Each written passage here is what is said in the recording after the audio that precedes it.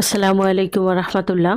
আমি লিজা আক্তার আমাদের YouTube channel থেকে জানাচ্ছি আপনাদের সবাইকে স্বাগতম।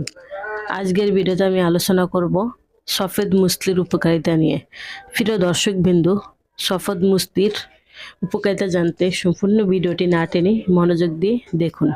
সফেদ মুসলি একটি অত্যন্ত মূল্যবান আয়ুর্বেদিক ভেষজ উদ্ভিদ, যা এর ঔষধি গুণের জন্য সাদা সোনা নামেও পরিচিত। এটি মূলত শারীরিক দুর্বলতা কাটাতে, প্রজনন স্বাস্থ্য উন্নত করতে এবং সামগ্রিক স্ট্যামিনা বাড়াতে দারুণ কার্যকারী।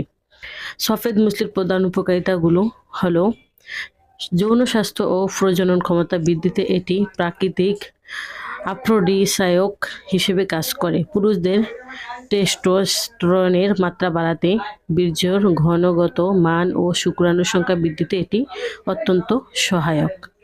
এছাড়াও নিয়মিত সেবনে ক্লান্তি দূর হয় এবং শারীরিক শক্তি ও কর্মক্ষমতা বহুল অংশে বৃদ্ধি পায়। অ্যাথলেট ও দুর্বলতায় ভোগা ব্যক্তিদের জন্য এটি খুবই উপকারী।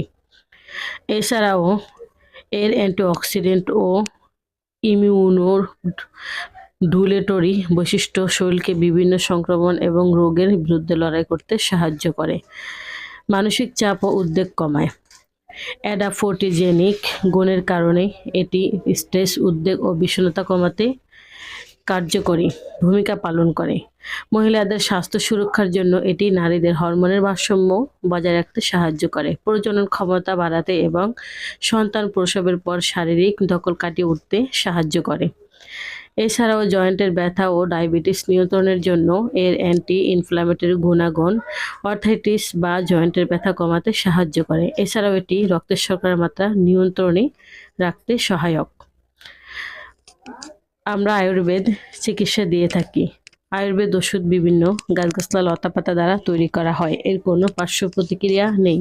তাই আসুন আমরা আয়ুর্বেদ চিকিৎসা নেই, নিজেও সুস্থ থাকি, পরিবারের সবাইকে সুস্থ রাখি।